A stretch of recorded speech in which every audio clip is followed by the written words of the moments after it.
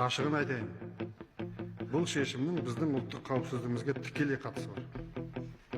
Мыңдаған жылдар бойы ата-бабаларымыз мекен еткен қасиетті қазақ жерінің бір бөлігін аяулы Сарыарқаны саяси саудаға салып, дархан даламызды дау-дамайға араластырып келетіндер бар кезде осындайлар. Солтүстіктегі шұрайлы өңірге суық көзінің сұғын қадайтындар бар кезде. Біз мына жылы жерде қазірге отырған әсем қала Алматыда тыныш отыра алар ма едік, алмас па едік? Ана жақта сөйтіп жатса.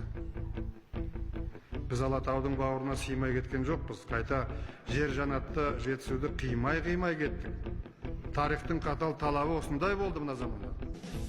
Енді жағдай басқаша.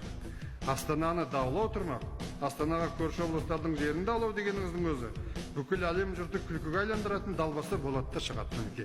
Тоқетерін айтсам, айтпайын деген сөзді айтқызасыздар деді.